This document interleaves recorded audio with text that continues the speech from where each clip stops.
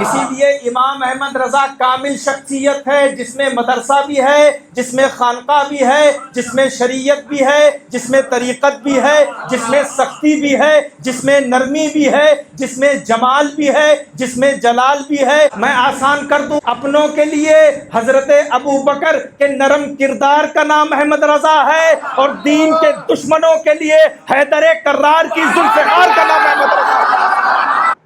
نحمدہ ونصلی ونسلم علی رسولہ الکریم، اما بعد فاعوذ باللہ من الشیطان الرجیم، بسم اللہ الرحمن الرحیم، وقل جاء الحق وزهق الباطل ان الباطل کان زہوقا، صدق اللہ العظیم۔ ان اللہ وملائکتہ یصلون علی النبی یا ایھا الذین آمنوا صلوا علیہ وسلموا تسلیما۔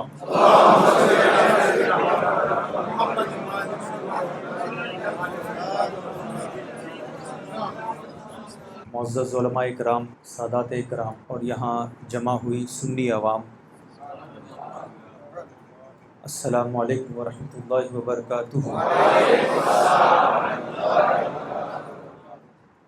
میں سمجھتا ہوں کہ نعت شریف اور منقبتوں کا سلسلہ جو آپ نے سماعت فرمایا، ہمارے اور آپ کے لیے اس محفل کو جگانے کے لیے، اس محفل کو قبول کروانے کے لیے سارا انتظام ہو چکا ہے۔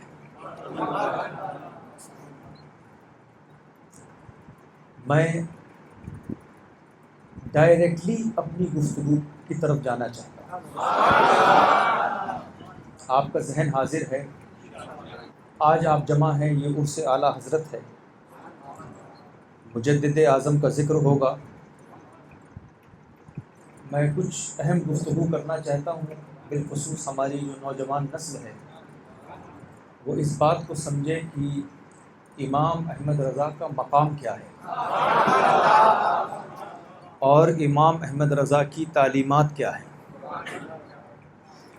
امام احمد رضا نے اپنی زندگی گزاری تو کیسے گزاری، امام احمد رضا کی قربانیاں کیا ہیں، امام احمد رضا نے کس کی اور کہاں اور کب تک دفاع کی، یہ سب آپ کو جاننا بہت ضروری ہے۔ اس کی وجہ یہ ہے کہ امام احمد رضا اپنے لیے نہیں رہے۔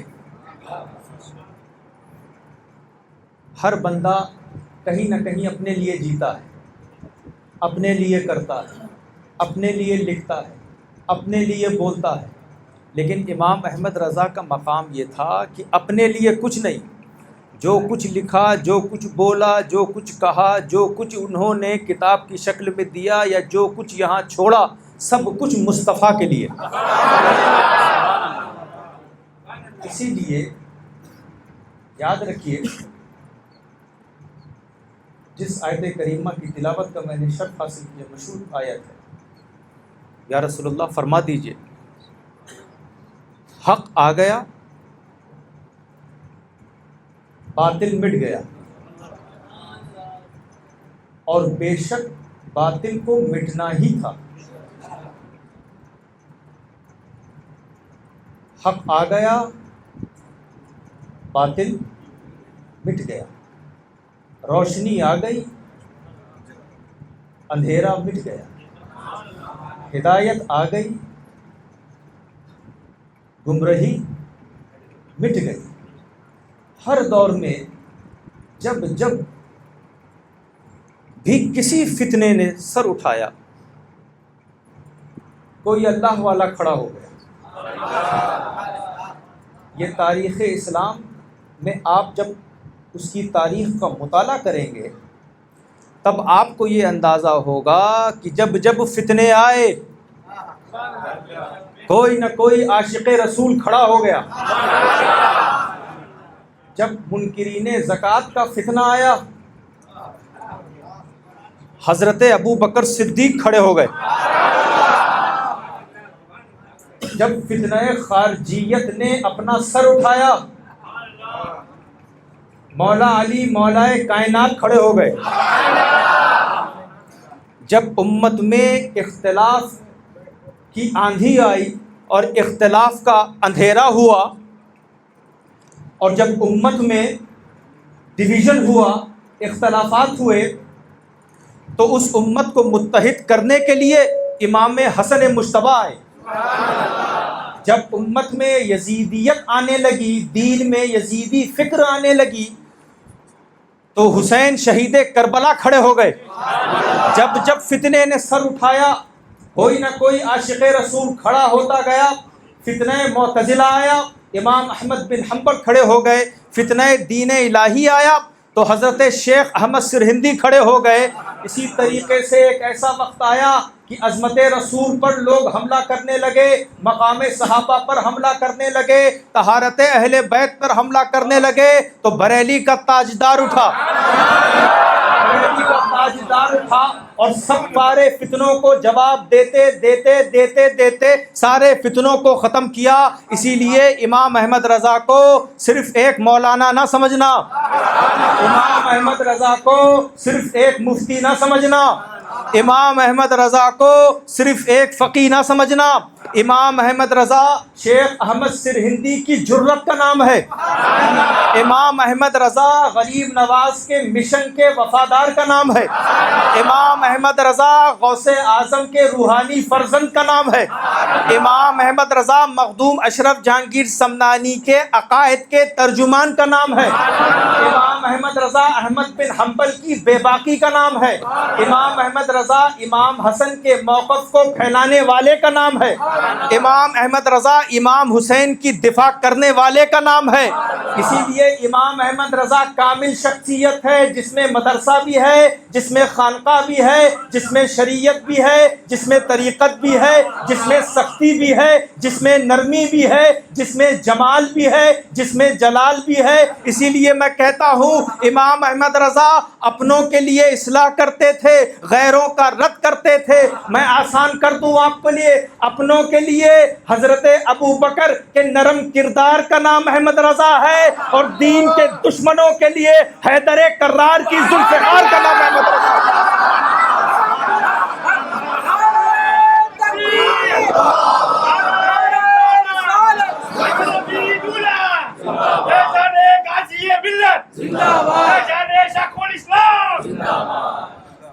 غیروں کے لیے حیدر کرار کی ذوالفقار کا نام امام احمد رضا۔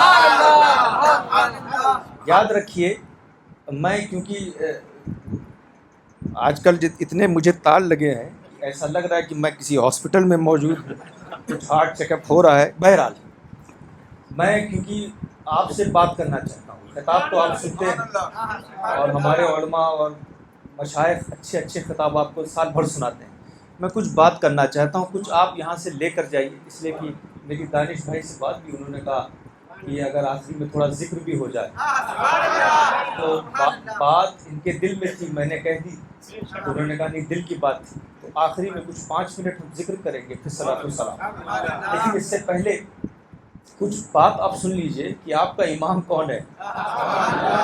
آج کل بہت یہ معاملہ چل رہا ہے کہ لوگ بڑا پریشان ہوتے ہیں، جہاں جاؤ رضا رضا رضا رضا، گلی گلی کوچے کوچے میں رضا، جہاں جاؤ رضا رضا رضا۔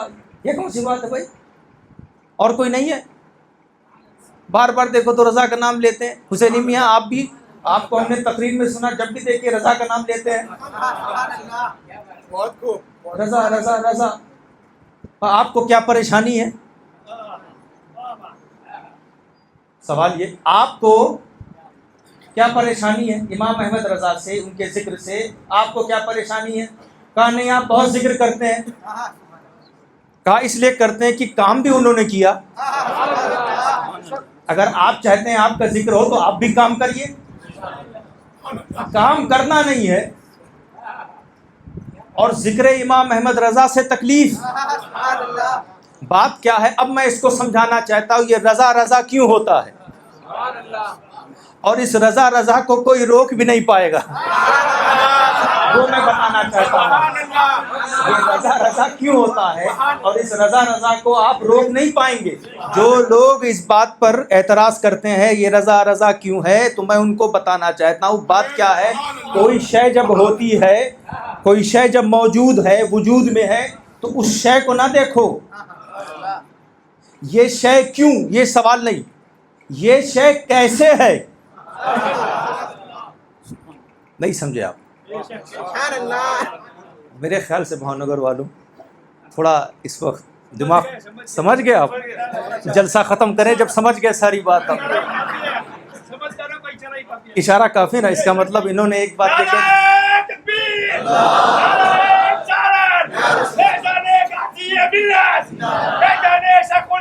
اب آپ سنیے، کوئی شے جو موجود ہے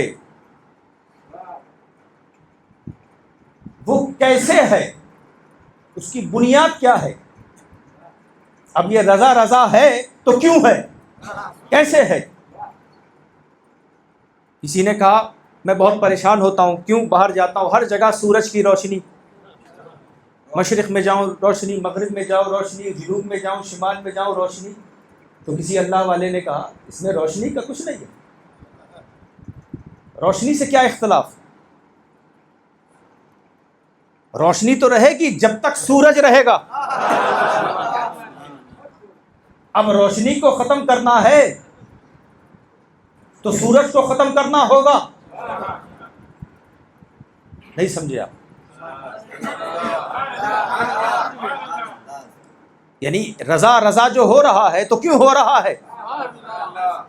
امام احمد رضا یہ کیوں ہوتا ہے، بار بار اس کا ذکر کیوں ہو رہا ہے؟ تو سورج کی روشنی سورج سے ہے، چاند کی چاندنی سے اختلاف کر کے کیا کریں گے؟ وہ تو چاند سے ہے. سمندر کے پانی یہ تو سمندر.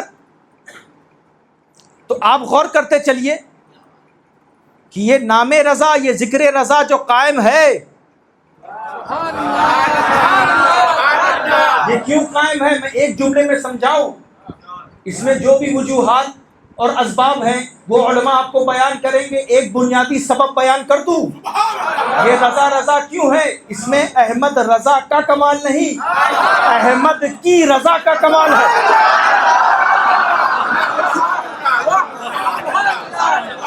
ایک قطرہ جب سمندر میں اپنے آپ کو فنا کر دے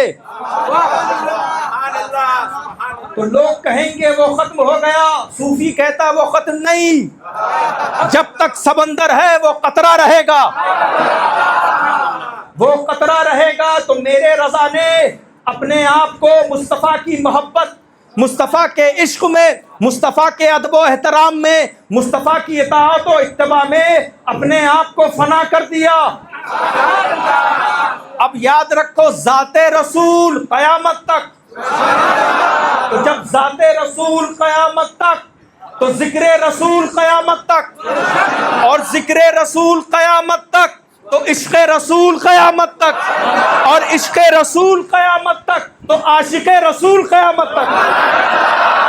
اسی لیے دوستوں اور بزرگوں یاد رکھنا، امام احمد رضا کا ذکر کل بھی تھا، آج بھی ہے، صبح قیامت تک رہے گا. گلی گلی کوچوں کوچوں میں ان کا ذکر رہے گا. اس لیے کہ ان کا ذکر اس لیے باقی ہے کہ انہوں نے اس کا ذکر کیا، اس نبی کا ذکر کیا، اس نبی سے محبت کی جن کا ذکر ہمیشہ باقی رہے گا.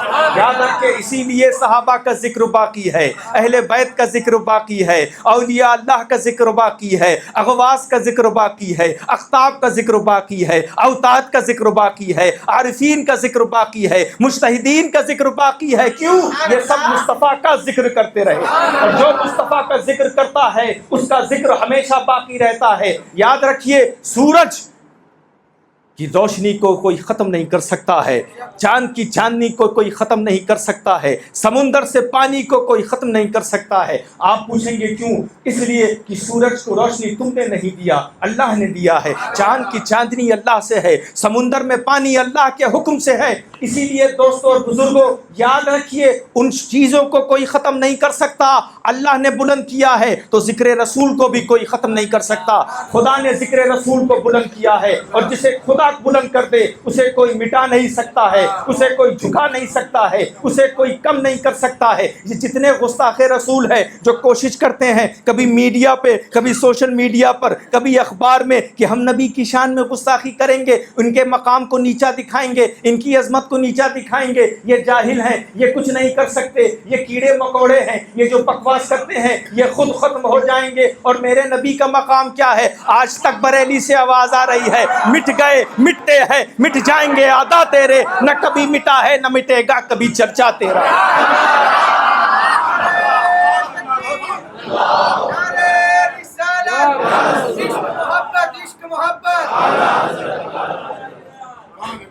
امام احمد رضا کی پہلی تعلیم کیا تھی؟ یہ آپ کو لے کر جانا ہے۔ کیا پہلی آپ مجھے بتائیے، آپ کا کیا مطالعہ کہتا ہے؟ میں یہاں کی عوام سے پوچھتا ہوں کہ اعلیٰ حضرت کا ذکر آپ کچھ لوگ 20 سالوں سے سن رہے ہیں، کچھ لوگ 30 سالوں سے، 40 سالوں سے، 50 سالوں سے۔ اعلیٰ حضرت کی زندگی کی بنیادی تعلیم کیا ہے؟ اہل بیت کی محبت، عشق رسول۔ مرکزی تعلیم جو ہے وہ محبت رسول، اسی محبت کے ارد گرد سب کی محبتیں ہیں۔ اگر ان سے محبت ہے تو سب سے محبت ہے، اور اگر سب سے محبت ہے اور ان سے نہیں تو ساری محبتیں منہ پہ ماری جائیں گی۔ تو ان اعلیٰ حضرت کی تعلیم کیا ہے؟ محبت رسول۔ اب آئیے اس محبت پہ 2-3 مثال، اس لیے کہ اعلیٰ حضرت کو خراج عقیدت پیش کرنا ہے تو ان کی تعلیم کو فروغ دو۔ محبت اور ہے، محبت رسول اور ہے۔ ایک صاحب نے کہا میں اپنے پیر سے بہت محبت کرتا ہوں۔ میں نے پیر صاحب سے پوچھا اچھا؟ بولے میرا مرید مجھ سے بہت محبت کرتا ہے۔ کیوں؟ میری بڑی تعریف کرتا ہے۔ زبان سے تعریف کرنا یہ محبت کی دلیل ہے کہ نہیں؟ صوفیہ کرام فرماتے ہیں ہاں دنیاوی محبت میں چلے گا، کوئی زبان سے محبت کرے، لیکن ابھی طے نہ کرنا محبت ہے کہ نہیں۔ کیا پتہ جب تم کو ضرورت ہو، تمہارے مشن کو، تمہارے گھر کو، تمہاری بیماری میں، تمہاری تکلیفوں میں تم کو ضرورت ہو، تو وہ زبان سے تعریف کرنے والا نہ دکھے۔ ایک پیر صاحب جا رہے تھے اور دائیں بائیں ان کے مریدین تھے، 2 مرید، دونوں کو خلافت چاہیے تھی، تو دائیں سے بھی تعریف ہو رہی تھی، بائیں سے بھی تعریف ہو رہی تھی۔ وہ کہے آپ جمیل ہیں، دوسرا کہے آپ حسین ہیں، وہ کہیں آپ عالم ہیں، دوسرا کہے آپ عارف ہیں۔ اتنے میں دیکھا پولیس کی گاڑی آ رہی، پیر صاحب آگے بڑھے، کیا بات ہے، آگے بڑھتے بڑھتے دیکھا پولیس پیر صاحب ہی کے پاس آ رہا، تو ان کو خیال آیا دائیں بائیں مریدیوں کو پوچھو، جو خلافت چاہتے ہیں پوچھ لوں کہاں ہے، تو دائیں بائیں دیکھا دونوں غائب۔ تو یہ محبت نہیں، زبان سے بھی محبت ہو، عمل سے بھی محبت ہے، لیکن یہ بھی محبت کامل نہیں، اس لیے کہ کچھ لوگ زبان سے محبت کرتے ہیں، زبان سے تعریف کرتے ہیں، عمل سے تعریف کرتے ہیں، لیکن دل کا حال کچھ اور ہے۔ تو صوفیہ اکرام فرماتے ہیں کہ جب زبان کے ذریعے تعریف، یعنی زبانی محبت، عملی محبت اور قلبی محبت جب یہ جمع ہوتی ہیں تو محبت رسول کی ابتدا ہوتی ہے۔ جب زبان یعنی قول، فعل اور قلب جمع ہو جائیں جس کی محبت میں، زبان سے بھی تعریف ہو، عمل سے ان کی سنت ہو، دل میں ان کی محبت ہو، یہ محبت رسول کی کیا ہوتی ہے؟ ابتدا ہوتی ہے۔ اور یہ ہمیں کس نے سکھایا؟ یہ سکھایا صدیق اکبر نے غار ثور میں۔ ہجرت کی رات، یا رسول اللہ مجھے اجازت دیں پہلے غار میں میں جاؤں۔ اس لیے کہ اگر کوئی نقصان دینے والی شے ہے تو نقصان ابو بکر کو ہو، آپ کو نہ ہو۔ صوفیاء کرام فرماتے ہیں یہ زبانی محبت کی مثال ہے۔ پھر جتنا بھی چھید تھا اپنا کپڑا پھاڑ پھاڑ کر اس چھید میں ڈالا، ایک چھید باقی تھا اپنا پیر ڈال دیا۔ صوفیاء کرام فرماتے ہیں یہ عملی محبت کی مثال۔ اور سانپ ڈستا رہا لیکن رسول کی محبت، رسول کے ادب و احترام میں خاموش رہے، یہ قلبی محبت کی مثال، یہ قلبی محبت کی مثال ہے۔ اب آپ غور کرتے رہیے کہ کسی نے پوچھا عالم خیال میں، کسی نے پوچھ لیا اے ابو بکر صدیق سانپ تو ڈس رہا تھا، تو یہ تو تکلیف دہ بات ہے، سانپ ڈسے آپ کو تکلیف نہ ہو؟ تو جواب آیا کیسی تکلیف؟ اتنی ہی تکلیف جتنی مصر کی عورتوں کو تھی۔ ان کے پاس حسن یوسف تھا، میرے پاس حسن امام یوسف ہے۔ کسی نے کہا ابو بکر، عالم خیال میں پوچھا ہے ابو بکر سانپ زہریلا ہوتا ہے؟ جواب آیا ہاں زہریلا ہوتا ہے، لیکن میرے پاس وہ ہے جن کے پاس ایسی زبان ہے، اس زبان میں ایسا لعاب ہے، اس لعاب کو لگا لو ہر درد کی دوا ہے۔ کسی نے پوچھا اگر گھر پہ ہوتے تو آرام میں ہوتے، گھر پہ ہوتے تو بسترے پہ ہوتے، گھر پہ ہوتے تو تکلیف نہ ہوتی؟ تو حضرت ابو بکر کو جو کہنا تھا، عالم خیال کی بات کر رہا ہوں، یعنی جو جواب وہ دے رہے ہیں اسے امام احمد رضا نے اپنی شاعری میں یہ بیان کیا کہ تم درد کی بات کرتے ہو، جان ہے عشق مصطفیٰ روز کرے فضو خدا، جس کو ہو درد کا مزہ نازے دوا اٹھائے کہ۔ اسی لیے محبت رسول یہ بنیاد ہے۔ اچھا، اس میں حضرت باعزید بستامی سید صاحب محبت کا بڑا پیارا مفہوم بیان کرتے ہیں۔ وہ کہتے ہیں محبت کیا؟ المحبت استقلال الکثیر من نفسک و استکثار القلیل من حبیبک۔ دیکھیں بھاؤ نگر والے اس بات کو سمجھیں گے کہ نہیں؟ وہ فرماتے ہیں، بڑی صوفیانہ گفتگو کرتے ہیں، کہتے ہیں محبت کیا ہے؟ محبت یہ ہے کہ اپنے زیادہ کو کم سمجھنا اور محبوب کے بظاہر کم کو زیادہ سمجھنا، یعنی اپنے کثیر کو قلیل سمجھنا اور محبوب کے بظاہر قلیل کو کثیر سمجھنا۔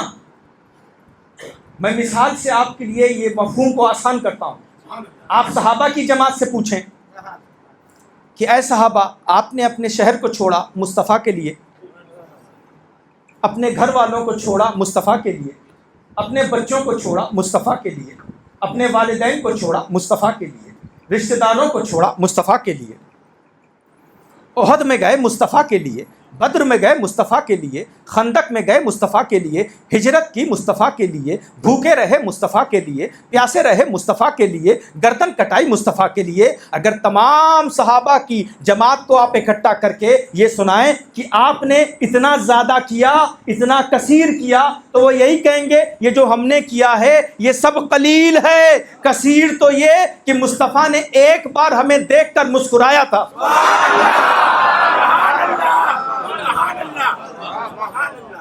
آپ جناب امام حسین سے پوچھئے کہ اے حسین شہید کربلا، آپ کے بھائیوں کو شہید کیا گیا، آپ کھڑے رہے مصطفیٰ کے دین کے لیے، بچوں کو شہید کیا گیا، مصطفیٰ کے لیے کھڑے رہے، بھوکے رہے پیاسے رہے، مصطفیٰ کے دین کے لیے کھڑے رہے، خیموں کو جلایا گیا، مصطفیٰ کے دین کے لیے کھڑے رہے، آپ نے اتنا کچھ کیا، اتنا کثیر، تو وہ یہ کہیں گے یہ کچھ کثیر نہیں، یہ سب قلیل ہے، کثیر تو یہ کہ مصطفیٰ نے ہمیں گود لے کر چوما تھا۔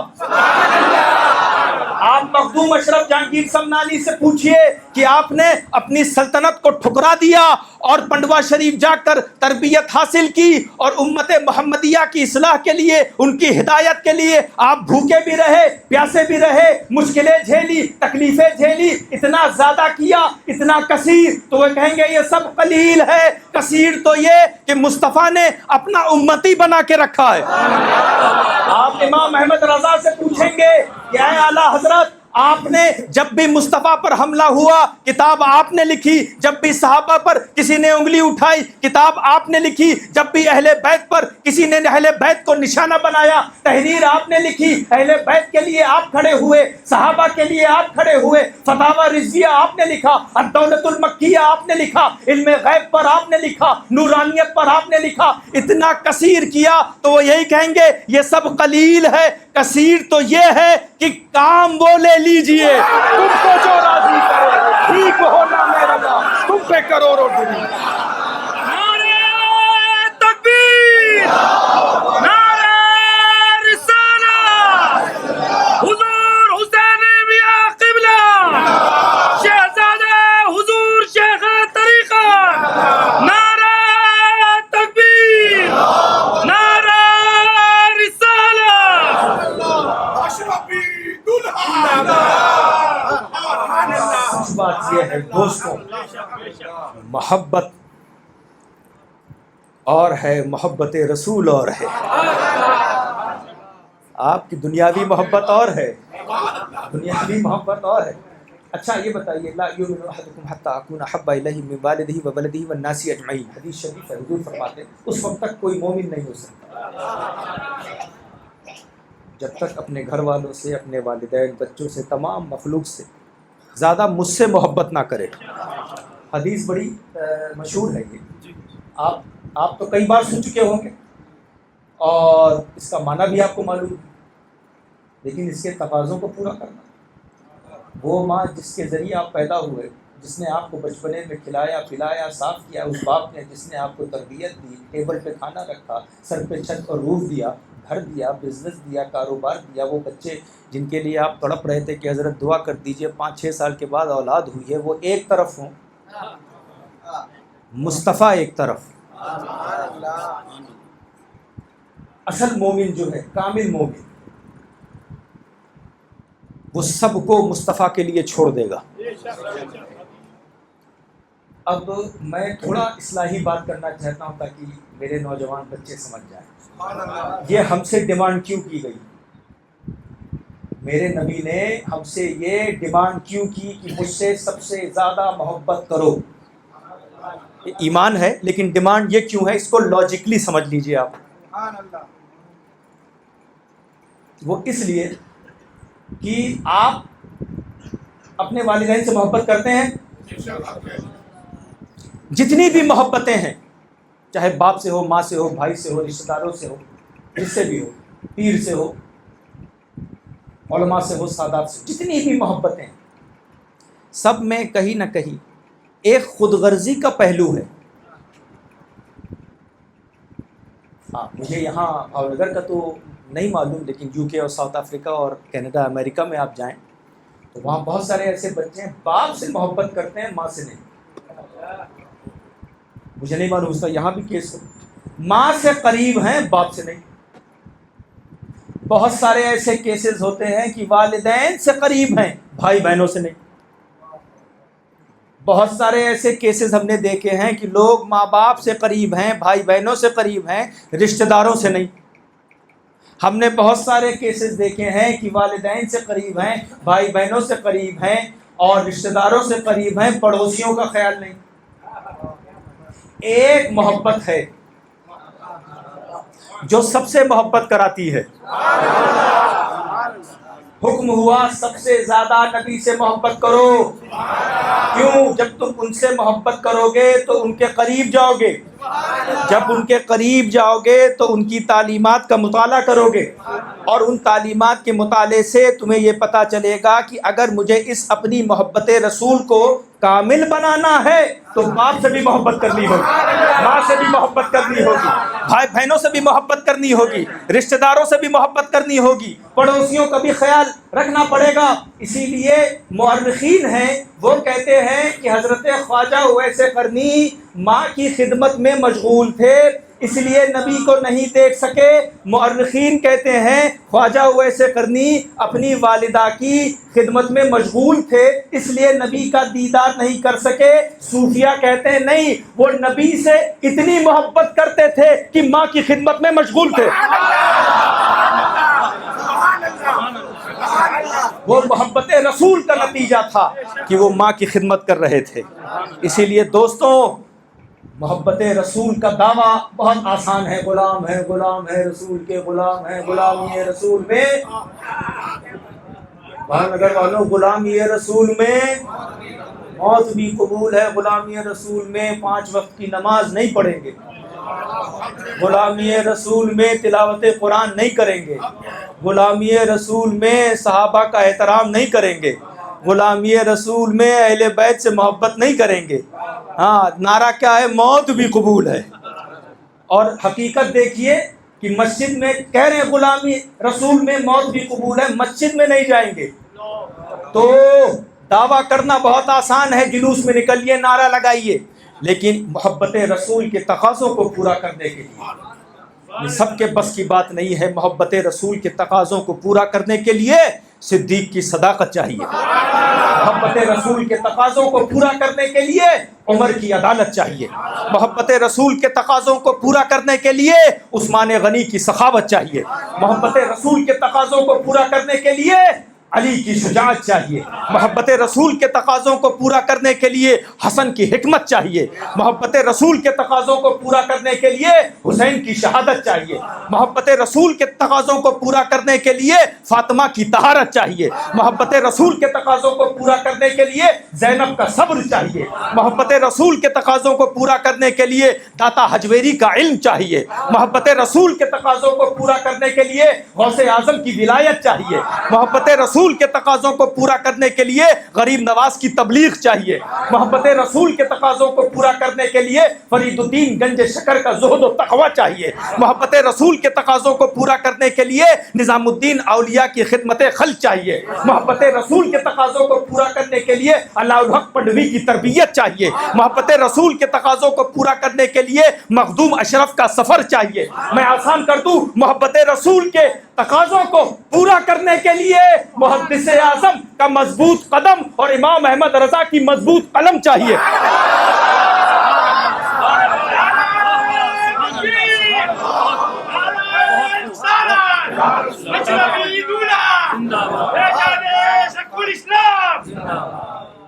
حضرات, پہلی تعلیم محبت رسول, یہ ہے تو سب کچھ ہے. یہ امام احمد رضا کا مقام میں بیان کر رہا ہوں آپ سے. اچھا, اور یاد رکھیے مجھے وقت کا بھی خیال ہے اور ہمیں ذکر بھی کرنا ہے, محفل کو ختم بھی کرنا ہے. اور بہت سارے نکات تھے, میں اس میں چن رہا ہوں تاکہ آپ کو ساری بات آرام سے پتہ چل جائے. ٹھیک ہے, تو آپ کی گردن ہلے اس کا مطلب ٹھیک ہے. بات کیا ہے؟ والد گرامی حضور شیخ طریقت علامہ سید محمد جیلانی اشرف اشرفی جیلانی غالباً 1976 میں امام احمد رضا پر جو پہلی ریسرچ آئی وہ امام المیزان امام احمد رضا نمبر, جس کے ایڈیٹر حضور شیخ طریقت تھے, اور اس میں ان کا ایک مضمون ہے, آپ کو کبھی موقع رہے تو اس کو ضرور پڑھیں.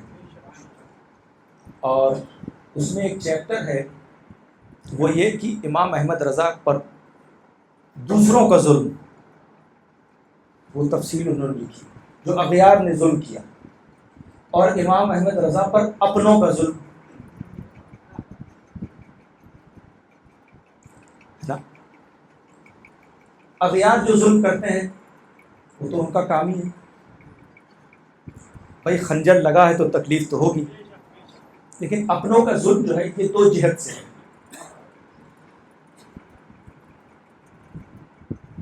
ایک وہ طبقہ ہماری کمیونٹی میں آ گیا ہے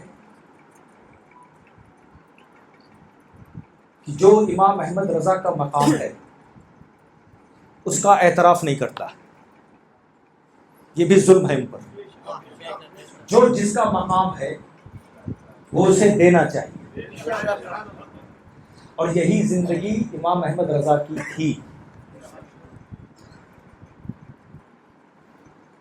اب میں اپنی بات کو آگے امام احمد رضا کا طرز عمل دیکھیے، پالکی پہ جا رہے ہیں،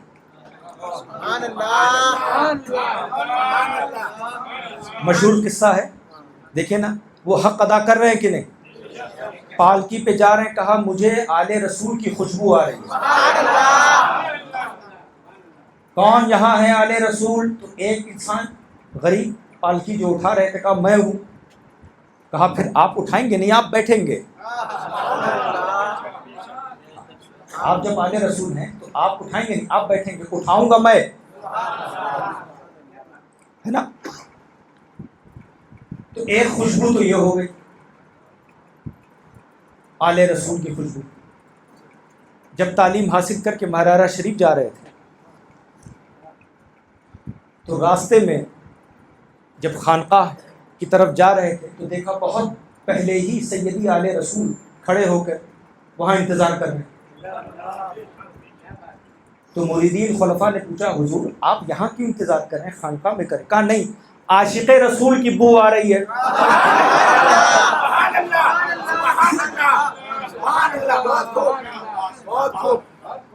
اب اس سے کیا پتہ چلا؟ دونوں ایک دوسرے کا حق ادا کر رہے ہیں۔ عاشق رسول وہی جو آل رسول کا حق ادا کرے، اور آل رسول وہی جو عاشق رسول کا حق ادا کرے۔ اب ایک صاحب نے کہا بھائی مجھے کسی کی خوشبو نہیں آتی، تو اب جب کسی کی خوشبو نہیں آتی تو اسے نزلہ اور زکام کہتے ہیں۔ آپ کو خطرناک وائرل ہو گیا ہے نا؟ ورنہ خوشبو تو آتی ہے۔ جب جسم بیمار ہو، جب جسم بیمار، جسم خراب ہو تو پھول کی خوشبو نہیں آتی۔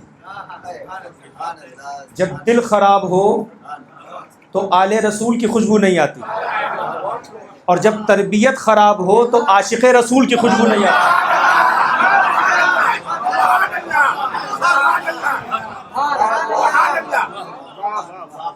ہم شبیہ غوث اعظم اعلیٰ حضرت اشرفی میاں ٹرین سے سفر کر رہے ہیں، بریلی کی سرحد میں آئے، کھڑے ہو گئے، اور جب تک ٹرین بریلی پر چلتی رہی کھڑے رہے، جب سرحد پار کر لیا بیٹھ گئے۔ مریدوں نے پوچھا حضور شہر تو بہت گزرے لیکن جب بریلی کی سرحد میں آئے تو آپ کھڑے ہو گئے، یہ بریلی کے ساتھ اتنی محبت کیوں؟ کہا وہاں میں نے اپنی فراست اور علم باطن سے دیکھا کہ اپنی خانقاہ میں میرے لیے امام احمد رضا کھڑے ہو گئے۔ جب وہ ایک آل رسول کے لیے کھڑے ہو سکتے ہیں تو میں بھی عاشق رسول کے لیے کھڑا ہو سکتا ہوں۔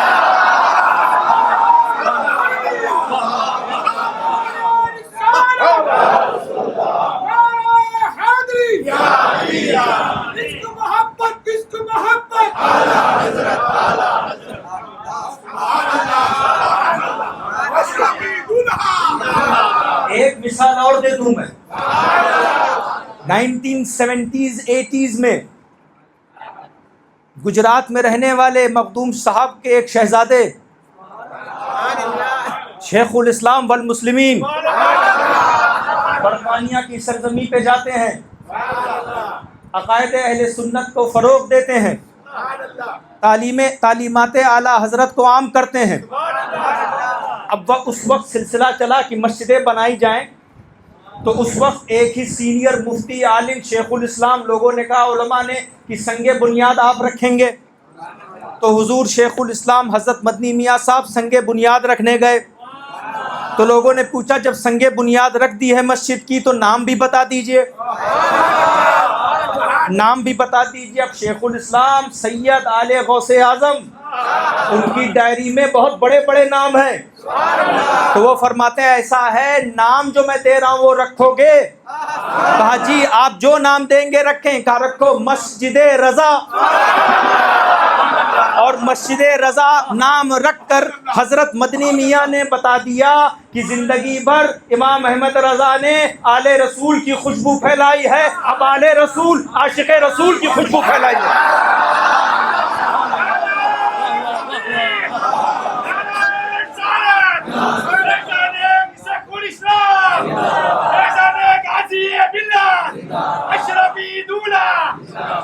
محبت عشق محبت. تھوڑا اور آگے چلو.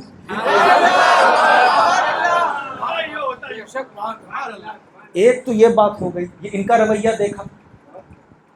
اب بتائیے مجھے کہ کوئی کیسے اپنے آپ کو آل رسول کہے اور ان سے بغض ہو, جو یہ کہہ رہا ہے کہ تیری نسل پاک میں ہے بچہ بچہ نور, تو ہے عین نور تیرا سب بھرا. ایک تو یہ قسم کے لوگ ہیں جن سے بھی ہمارا کوئی لینا دینا نہیں, اور دوسرے قسم کے لوگ ہیں جو اعلیٰ حضرت کے مقام کو بیان کرنے کے لیے دوسروں کے مقام کو گراتے ہیں. ان سے بھی ہمارا کوئی لینا دینا نہیں. میں نے کہا نا, جو جس کا حق ہے.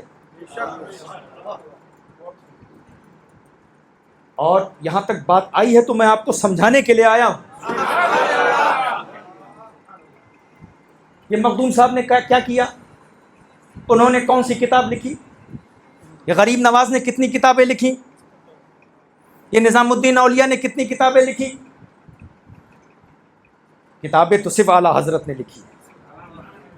اس جملے سے قادریوں کو, چشتیوں کو, اشرفیوں کو, نظامیوں کو تکلیف بعد میں ہوگی, پہلے اعلیٰ حضرت کو ہوگی. اس لیے کہ اگر کتاب کی تعداد ہی بنیاد ہے اور اسی بنیاد پر آپ کسی کو مانتے ہیں, تو اعلیٰ حضرت کی کتابوں کی جو تعداد ہے وہ تو غوث اعظم سے زیادہ ہے. لیکن غوث اعظم کے بارے میں کیا فرمائے؟ تیری سرکار میں لاتا ہے رضا اس کو شفیع, جو میرا غوث ہے اور لاڈلا بیٹا تیرا. اب میں اس کو اپنے انداز میں آپ کو سمجھانا چاہتا ہوں, سمجھنے کے لیے تیار ہیں؟ کسی کے مقام کو گرانے کی ضرورت نہیں ہے, جو بلند ہے وہ بلند ہے, اور میرے اعلیٰ حضرت بتا گئے کون کون بلند ہے. کسی کو جھکانے کی, گرانے کی ضرورت نہیں, یہ مسلک اعلیٰ حضرت نہیں ہے. اور یاد رکھیے, اعلیٰ حضرت نے جب آپ کوئی چیز تیار کرتے ہیں تو آپ کسی کے لیے تیار کرتے ہیں نا, نہیں سمجھے؟ کھانا بنایا تو کس کے لیے؟ کھانے والے ہوں گے تو کھانا بنایا جاتا ہے نا. تو کتاب لکھی کس کے لیے؟ مسلمین کے لیے نا. تو اعلیٰ حضرت نے جتنی کتابیں لکھی بر صغیر کے مسلمین کے لیے لکھی, یہ مسلمین پڑھیں گے. تو اعلیٰ حضرت نے کتاب مسلمانوں کے لیے لکھی, ان مسلمانوں کو مسلمان بنایا کس نے ہے؟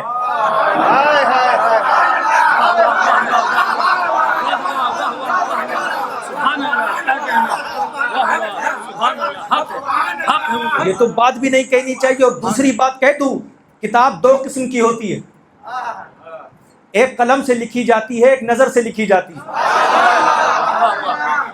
ایک کس سے لکھی جاتی ہے؟ ایک نظر سے, ایک کا مطالعہ کیا جاتا ہے, ایک کی زیارت کی جاتی ہے. ایک کو پڑھا جاتا ہے, ایک کے پاس بیٹھا جاتا ہے. اور دوسری بات یہ کہ ایک کو پڑھا جاتا ہے, ایک کو پیا جاتا ہے. تو آپ غور کرتے چلیے, کس نے کہا غریب نواز نے کتاب نہیں لکھی؟ اب اپنے انداز میں سمجھانا چاہتا ہوں, کس نے کہا میرے معین الدین چشتی نے کتاب نہیں لکھی؟ جب غریب نواز نے کتاب جلوت لکھی, اس کتاب جلوت کا نام قطب الدین بختیار کاکی ہے. جب میرے غریب نواز نے کتاب خلوت لکھی, اس کتاب خلوت کا نام حمید الدین ناگوری ہے. جب میرے غریب نواز نے کتاب زہد و تقوی لکھا, اس کتاب زہد و تقوی کا نام بابا فرید الدین گنج شکر ہے.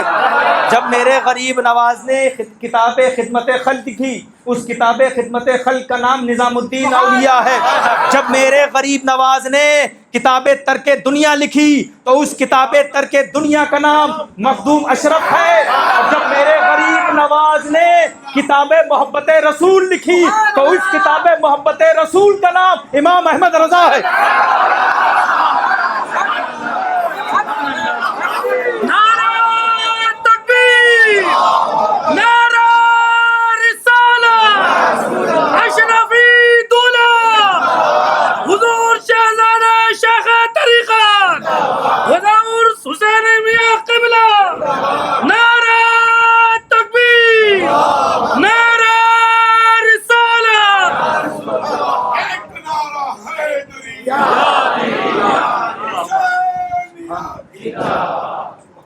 سچ بات یہ ہے دوستوں، میرے بزرگوں، بیچ کا راستہ،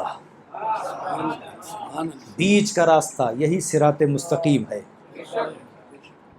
جو جس کا حق ہے وہ اسے دینا، یہی عاشق رسول کی شان ہے اور یہی آل رسول کی شان ہے۔ جو جس کا حق ہے وہ اسے دینا۔ امام احمد رضا اہل سنت کے امام کا نام ہے۔ امام احمد رضا صحابہ کے پیروکار کا نام ہے۔ امام احمد رضا اہل بیت کے گھر کے پہرے دار کا نام ہے۔ امام احمد رضا وہ شخصیت ہے جس کے ایک ہاتھ میں صحابہ کا دامن ہے، دوسرے ہاتھ میں اہل بیت کا دامن ہے۔ اسی لیے ہم نے امام احمد رضا کے دامن کو پکڑ کے رکھا ہے، اس لیے کہ جو ان کے دامن کو پکڑے گا اس کے ہاتھ میں اہل بیت کا بھی دامن ہوگا، صحابہ کا بھی دامن ہوگا، اور جس کے ہاتھ میں صحابہ و اہل بیت کا دامن ہوگا اسی کے ہاتھ میں محمد رسول اللہ کا دامن ہوگا۔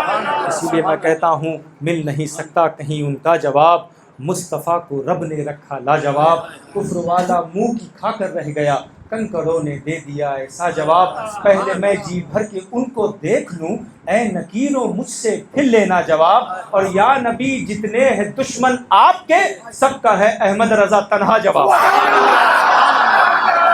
اللہ، سبحان اللہ، واہ واہ واہ واہ، بہت خوب، سبحان اللہ، کیا کہنا۔ اللہ رب العزت ہم سب کو صراط مستقیم پر چلنے اور چلانے کی توفیق عطا فرمائے۔ یاد رکھیے کیونکہ اعلیٰ حضرت ہمارے امام ہیں تو ہر خانقاہ اور ہر مدرسہ اور ہر فرد اور اہل سنت کی جتنی بھی عوام ہے اسے یہ کہنا چاہیے کہ ہمارا وقار، ہمارا سالار، ہمارا پیار ہے امام احمد رضا۔